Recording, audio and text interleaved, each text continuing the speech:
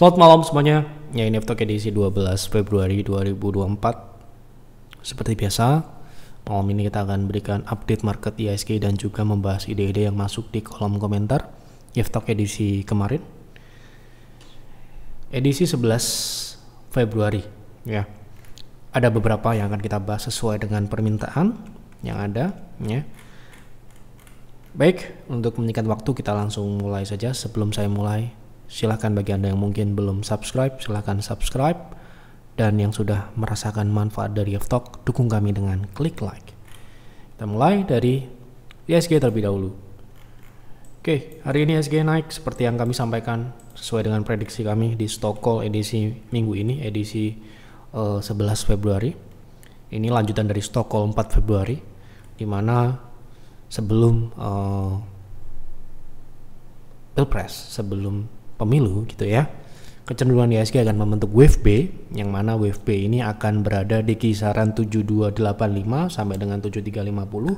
Wave B ini adalah wave naik, ya, wave naik proses koreksi turun, ya, yang nantinya akan ada wave C. Dan seperti yang kami sampaikan di stock call yang kami publish kemarin sore, minggu ini kami prediksi IHSG akan cenderung naik di awal minggu dan mulai turun kembali melanjutkan koreksi di akhir pekan, menguji support 7.200 terpengaruh hasil pemilihan presiden yang kami prediksi sama dengan akhir tahun lalu.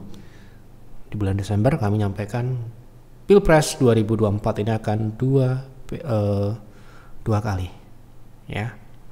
Artinya ya ini merupakan momentum untuk turun setelah IHSG rally gitu ya, yang ya tentunya kita berekspektasi tidak turun, tapi secara teknikal mendukung seperti itu, dan kami perkirakan memang akan 2 putaran gitu ya, dan sehingga kita menyiapkan strategi-strategi yang memungkinkan untuk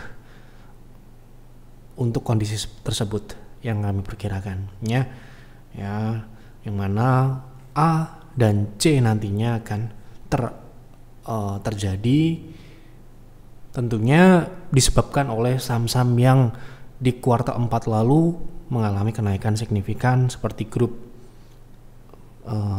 Barito.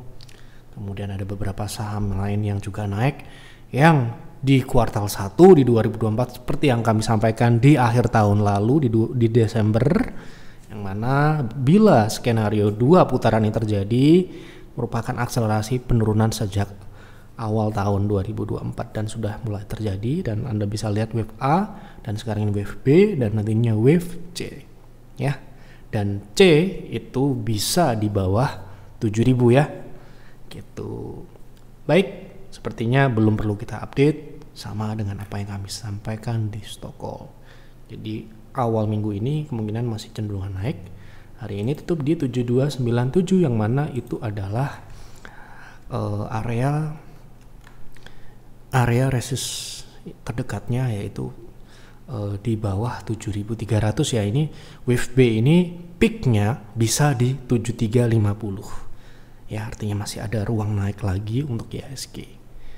Ya, ada beberapa rilis laporan keuangan yang kemungkinan akan bisa mendongkrak kenaikan wave B ini sampai dengan titik maksimal, ya, titik optimalnya. Beberapa saham hari ini gap up ya, dan saya rasa itu akan beberapa kali terjadi karena ada libur dan sebagainya, sehingga terakumulasi gitu ya di perdagangan berikutnya. Baik, kita langsung masuk ke pembahasan saham saja karena belum perlu kita update untuk IHSG, masih sama dengan skenario yang kami sampaikan sejak akhir tahun lalu atau Desember. Yang pertama, tolong bahas saham SIDO untuk investasi jangka panjang. Apakah ada potensi untuk naik ke 700-an lagi? Terakhir kita bilang SIDO secara teknikal ya. Potensi turunnya, target berikutnya, dulu kan kita waktu turun dari 800 kita targetkan ke 500. Target berikutnya adalah 450. Mari kita lihat apakah SIDO masih mengarah ke sana atau tidak gitu ya. Nah, sekarang ini masih di 500 ya, dan saya rasa 452 ini adalah proses. Nah, untuk investasi Nah, untuk investasi saya rasa untuk saat ini tentunya belum terlalu menarik untuk kita masuk secara teknikal, tetapi secara fundamental Anda bisa lihat kinerjanya jeblok di kuartal 3 dan ini kemungkinan akan membuat kinerja 2023 nantinya akan dilaporkan di mana bottom line-nya akan kembali turun di bawah 1 triliun. Ya, kita akan lihat nanti ya. Yang jelas sekarang ini secara teknikal masih turun, fundamentalnya pun juga masih bisa turun. Jadi ya untuk saat ini wait and see dulu ya. Seperti itu. Oke. Lanjut ya. Tolong bahas PTSN untuk investasi. Menurut Pak Yev, apakah masuk dalam rekomendasi atau tidak? Berarti menurut saya layak atau tidak gitu kan? Nah, kita lihat.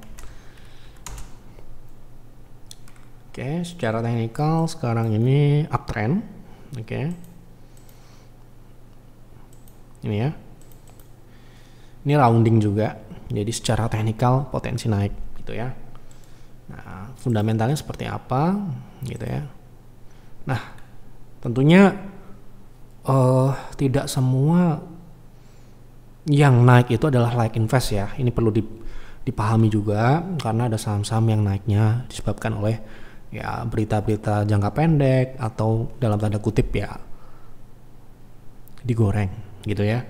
Nah, untuk PTSN sendiri saya rasa lihat dari pertumbuhannya ini kurang terlalu bagus secara pertumbuhan di atas, namun di bawah ini saya rasa cukup bagus, artinya terjadi efisiensi yang ya masih positif gitu ya. Efisiensi yang mereka lakukan cukup positif, mereka bisa membuat pertumbuhan secara profit dan ini secara profitabilitas mungkin terus membaik ya, dimana kita lihat dari operasionalnya saat ini dia bisa di atas 200 billion, artinya ini lebih tinggi ya, lebih tinggi dari sebelum pandemi ya. Ini 2023 ya, ini artinya relevan atau relate dengan kondisi teknikalnya yang memungkinkan dia untuk naik ya. Dan ini saya rasa terjadi sampai dengan bawah ya, secara operasional bagus, secara bottom line juga bagus.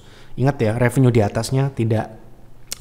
tidak tumbuh tapi profitnya bagus ya. Jadi ya bisa dikatakan ini secara pertumbuhan tidak terlalu bagus tapi secara profitabilitasnya bagus.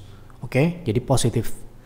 Nah, di sini dilihat dari sebelum-sebelumnya, di mana kalau kita perhatikan dia memiliki margin itu sangat tipis tapi membaik.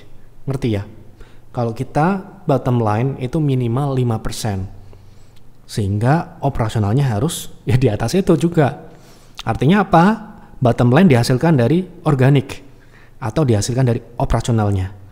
Nah, kalau kita cek di sini secara tahunan kita lihat kinerjanya membaik dari profitabilitasnya, tapi relatif masih tipis. Silahkan di-compare dengan sejenis ya, apakah memang segini atau ada yang lebih baik. Ini perlu lagi di-compare, atau kita kalau investasi kan tentunya akan melihat yang lain, pilihan-pilihan yang lain yang sejenis. Satu sektor, satu industri, apakah lebih bagus? Jadi key indikatornya ya Anda harus melihat profitabilitasnya kompetitornya seperti apa. Apakah lebih rendah atau lebih tinggi dari PTSN itu ya. Jadi sementara ini positif untuk profitabilitas dan mendukung dia untuk naik ke 300. Ya, layak atau tidak, saya rasa Anda perlu melakukan komparasi ya dengan emiten sejenis. Ya, secara teknikal saya rasa ini masih potensi untuk naik karena ini roundingnya cukup besar dan bahkan dulu secara historis dia pernah ke 600 atau 700. Tidak tertutup kemungkinan dia akan ke sana dalam jangka panjang apabila revenue-nya membaik atau tumbuh, kemudian dia bisa mempertahankan profitabilitasnya di level yang minimal saat ini 10%, 7% dan sebagainya, di atas 5% ya, seperti itu. Bagaimana pendapat Anda untuk saham MBMA? Apakah saat ini sudah pada pucuk sehingga rawan terkoreksi? Teknikal ya. Kita lihat apakah ini berada di pucuk. Wah, ini sudah mulai swing turun ya. Dan ini ya berada di resisten 0,38. Secara teknikal sebenarnya masih ada potensi untuk naik ke 770 dengan catatan ini kalau kita bicara trading ya, Anda melihat potensi lanjutan naik ini masih akan bisa memungkinkan jika dia tidak menembus 600. Apabila tembus 600, 700 ini ya, ini adalah peak-nya yang terkonfirmasi sebagai lower high yang mana Anda bisa menarik downtrend line seperti ini. Nah, sekarang ini karena belum bisa. Jadi kita perlu dulu ya, bisa aja dia konsolidasi kemudian naik ke 770. Nah, sehingga plannya adalah ya kita mau trading di saham ini misalkan ya kita beli di area saat ini, namun apabila turun di bawah 600 ya harus out alias cut loss ya, dengan target nggak muluk-muluk ya ke 670 sampai dengan 775 karena memang secara bisa dikatakan trennya memang belum reversal gitu ya, belum bisa dikatakan dia uptrend. Ini saham baru loh ya, relatif baru gitu ya, begitu kira-kira. Jadi bisa dikatakan ya ini berada di level yang menentukan gitu ya. Kalau dia lanjut turun di bawah support terdekatnya berarti confirm itu sebagai peaknya gitu ya, peak swing ya, peak swing. Oke, tolong bahas Unilever untuk swing jangka pendek 1 sampai dengan 2 bulan. Wah, sayangnya kita nggak punya strategi swing bulanan ya, kita swing itu kurang dari 20 hari. Apakah level harga sekarang sudah cukup baik? Saya rasa Unilever seperti yang kami sampaikan di 1 Februari 2024 beberapa hari yang lalu, 2 minggu yang lalu mungkin ya, sudah kami sampaikan saham ini akan bisa berpotensi turun ke 2.800. Kita lihat cuplikannya, Anda bisa tonton ulang gitu ya. Makanya kalau Anda punya Telegram, kalau Anda punya loh ya, kalau Anda punya, Anda buka Telegram, kemudian nanti ketik kode Unilever, begini ya. Nah ini kan Telegram kami, ketik UNVR. Nah ini terakhir kita bahas di 1 Februari. Ini pembahasan terakhir ya, kita sedikit cuplikannya aja, karena nggak mungkin kita putar semuanya gitu ya.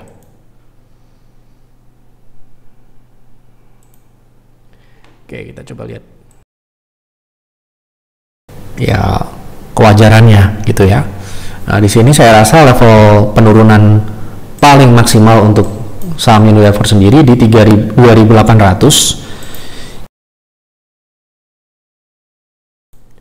Oke, jadi itu ya 2.800 itu adalah target penurunan Unilever. Jadi kalau sekarang ini masih belum ke sana buat swing ya, saya rasa Anda perlu menunggu lagi.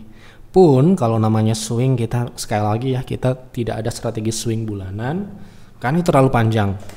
Akan lebih cocok apabila swing itu adalah swing jangka pendek ya, mingguan, harian dan sebagainya ya. Kalau kami menggunakan seperti itu. Kalau di atas 1 bulan, menurut data yang saya punya itu akan lebih cocok di saham yang uptrend alias strategi trend following. Kenapa begitu? Risknya akan lebih cocok. Kenapa? Kalau kita swing bulanan, ya saham tersebut bisa turun lebih dalam lagi membentuk swing, sedangkan dalam jangka pendek dia bisa bergerak naik dan turun, namun swingnya adalah swing turun. Lalu jangan misalkan seperti ini, kita mau swing jangka beberapa bulan yang lalu lah, kita katakan kita mau swing saham ini sudah turun ya di September katakanlah, turun 3.000, kemudian dia naik ke 4.000, kita kan swingnya bulanan, kita hold ya dia turun. Karena apa? Karena tidak cocok untuk swing bulanan, swingnya kurang dari 20 hari ya. Kita membuat strategi swing di private trading room itu ada risetnya, cocok swing itu seperti apa sih ya. Meskipun saya tidak bilang tidak bisa aja, tetapi akan lebih cenderung akurat menggunakan swing bulanan itu di saham yang uptrend. Sedangkan kondisi Unilever ini downtrend alias turun alias bearish, sehingga swing yang terjadi di dalam tren turun yang namanya pullback itu bersifat jangka pendek. Jadi enggak cocok, kurang tepat digunakan untuk swing bulanan. Kalau swing bulanan kan saya beli kemudian jual lagi 3 bulan lagi kalau lebih rendah kan meeng gitu loh, padahal dia sempat naik gitu loh, sempat profit misalkan ya. Jadi sekali lagi kita nggak salah-salah kalau kita swing, ya swing itu jangka pendek. Kalau kita mau sifatnya berbulan-bulan, ya kita bisa trend following atau investing gitu ya. Tetapi kalau Anda bertanya apakah di harga saat ini cocok untuk swing, saya rasa belum, karena sudah kami sampaikan saham ini bisa turun ke 2.800, oke? Dan mungkin bisa saja lebih dalam dari itu. Kita akan tunggu lihat ya. Nantinya reboundnya mungkin setelah ada pengumuman 2 putaran, kan ini cukup big caps ya, cukup besar. Oke, seperti itu. Pak Yap tolong bahas ASIO untuk swing, sebaiknya nunggu di area harga berapa untuk swing. Oke, kita coba lihat ASIO untuk swing sekarang ini. Nunggu di harga berapa? Swingnya ini sudah berjalan, harusnya swingnya Anda belinya di area supportnya di 190-an. Nah, kalau sekarang ini Anda belum beli, ya Anda bisa beli jika ada penurunan di 206, di 202, kemudian proteksinya ada di 193 dengan target ya di 228 sampai dengan upper shadow di 240. Seperti itu. Malam Pak ya, berita terkini adalah beras naik. Bagaimana saham hoki untuk trading jangka pendek? Sayangnya, YEF tidak trading menggunakan berita. Berita bagus, bisa jadi malah berita buruk membuat sahamnya turun. Berita buruk malah justru membuat sahamnya naik. Bisa jadi seperti itu. Sehingga patokan kita dalam melakukan trading adalah teknikal yang bisa kalkulasi risk dan rewardnya. Kita nggak menggunakan bandarmologi, kita tidak menggunakan berita apalagi ya gitu. Jadi kita lihat teknikalnya. Hoki mau ada berita bagus apa jelek, bagaimana teknikalnya gitu ya. Oh, hoki ini sudah ada di Telegram ya untuk prediksi kami. Saham ini turun ya harusnya. Nah, Anda lihat, Anda coba buka Telegram gitu loh.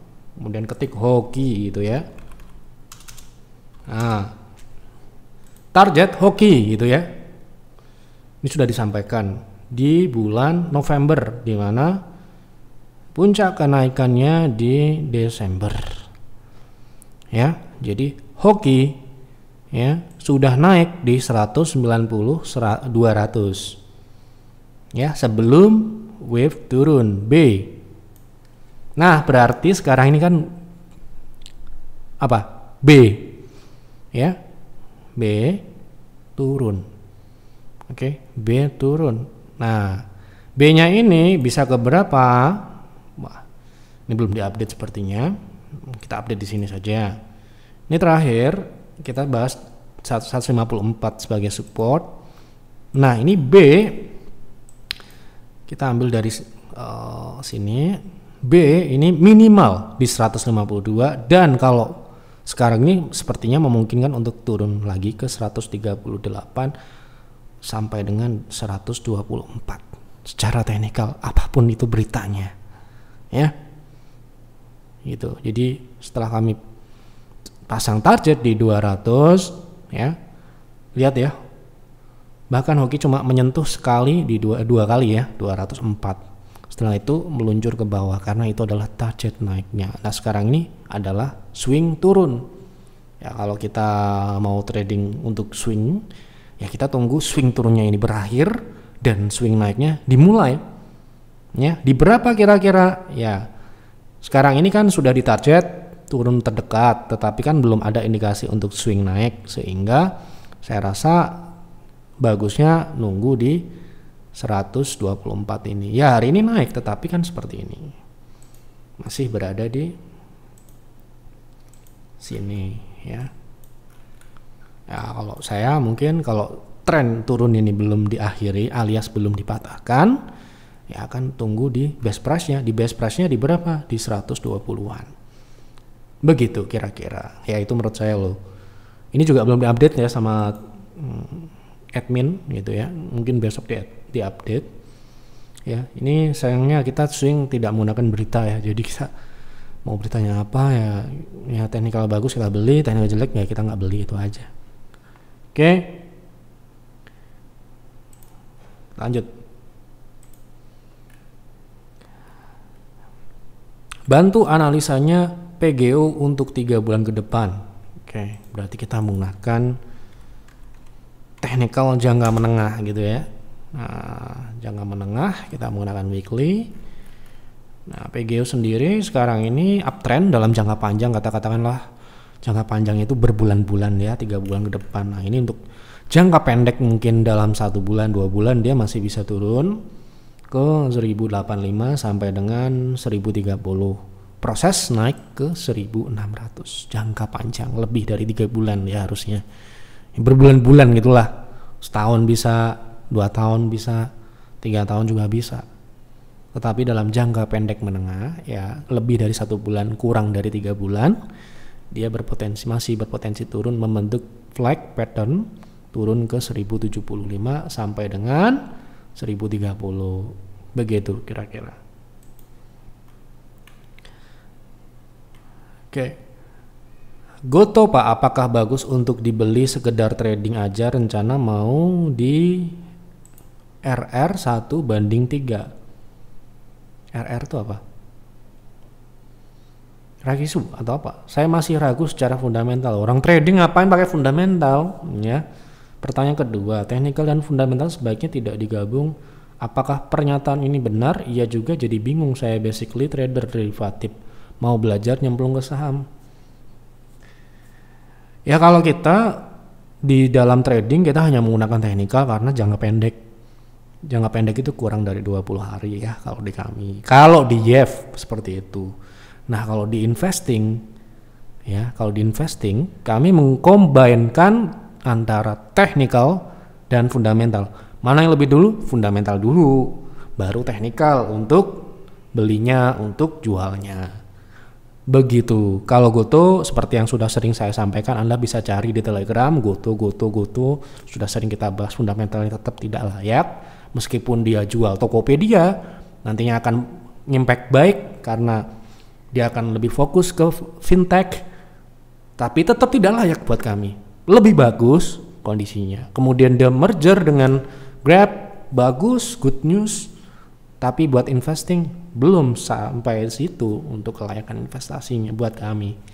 Gitu ya. Jadi untuk Goto kalau mau trading ya trading aja ya. Jadi nggak perlu bingung fundamentalnya seperti apa, yang jelas technical bagus ya dibeli, kalau technical jelek ya jangan dibeli. Nah, sekarang ini bagaimana gitu ya? Kalau saya rasa saham ini akan konsolidasi ya. Kalau Anda mau trading bisa sebenarnya karena nominalnya sangat kecil. Kalau Anda pun beli di 86 kemudian jual di 90-an itu cukup besar upside-nya gitu ya, dengan ya stop loss ya 6% Anda bisa dapat sampai dengan 11% kalau dia naik bisa ke 96, dengan risk yang Anda bisa batasi di bawah 82 itu sekitar 4%, di bawah 5% masih oke untuk technical ya. Jadi kalau Goto ini mau dia, sekali lagi saya ulang ya, mau dia merger dengan Grab, mau dia jual 100% Tokopedia, saya rasa untuk invest kita perlu melihat lebih jauh ya, gitu. Karena dari sisi profitabilitasnya tentu saja tidak masuk karena dia masih minus ya. Kemudian dia juga masih struggling dengan pertumbuhannya, karena pertumbuhannya ini kalau tidak di stimulus dengan bakar duit ya masih agak berat, apalagi sekarang ini fintech itu juga banyak gitu loh ya. Namun kalau mereka itu sekarang ini dalam usaha untuk membuat menuju profit, saya rasa itu progres yang positif. Tapi ya kita ini kan invest kan harus memikirkan pilihan-pilihan yang lain yang tersedia ratusan saham. Kenapa harus Goto? Gitu loh ya. Menurut saya seperti itu. Oke. Temas gimana Pak, di buyback atau dihargai di harga 145? Maksudnya gimana? Maksudnya saya juga bingung ini pertanyaanmu gimana. Ya, Temas gimana? Nggak gimana-gimana, di buyback atau dihargai di harga 145 maksudnya gimana? Saya juga bingung. Ini ya saya bahas ini aja ya. Ini juga saya nggak jelas ini. Anda mau nanya Temas gimana? Ya nggak gimana-gimana kan? Ya kalau misalkan Temas bagaimana Pak teknikalnya, potensi keberapa? Nah kita bisa jawab, Temas gimana? Ya nggak gimana-gimana gitu loh. Di buyback atau di harga lah. Kalau di buyback Anda pernah jual di berapa? Gitu. Ya. Jadi buyback itu adalah kata yang digunakan untuk melakukan pembelian kembali setelah menjual di harga yang lain. Misalkan harga lebih tinggi atau lebih rendah. Anda buyback dari jual di harga berapa gitu toh? Gitu loh. Jadi kalau bertanya itu pikirkan baik-baik apa yang ingin Anda tanyakan. Ya jangan absurd, jangan tidak jelas, supaya kita akan bahas ini aja ya. Gitu. Kemana arahnya kira-kira Temas? Jangka pendek. Nah ini Temas, saya rasa sekarang ini dia sedang pullback ya. Dan kemarin dia sudah achieve hit level 195 yang merupakan 0,38. Sebenarnya pullbacknya ini bisa sampai dengan 0,618 yaitu di 236. Nah untuk jangka pendek sekarang ini dia sedang membentuk support. Jadi kalau Anda bertanya, oh ini akan seperti apa ya? Mungkinan dalam jangka pendek dia bisa konsolidasi terlebih dahulu di rentang 196 sampai dengan 166. Ya, begitu ya. Oke, sudah saya jawab apa yang ada di kolom komentar. Terima kasih sekali lagi untuk Bapak Ibu yang sudah memberikan ide untuk dibahas di Talk malam ini. Silahkan isi kembali kolom komentar saham apa dan kenapa saham tersebut yang menarik untuk dibahas di Talk selanjutnya. Bagi Anda member silahkan konsultasi. Sebaiknya konsultasi itu dilakukan sebelum melakukan investasi ataupun trading. Jangan sampai sudah nyangkut baru berkonsultasi, itu akan lebih repot, juga akan merugikan Anda ya. Jadi manfaatkan fasilitas konsultasi itu. Jangan menunggu Talk dan saya yang harus bahas. Di sana advisor saya lebih jago dari saya. Mereka menggunakan sistem yang lebih akurat. Saya di sini hanya menggunakan teknikal yang ada di TradingView ya. Di sana mereka menggunakan data statistik yang sudah jelas dan clear gitu ya.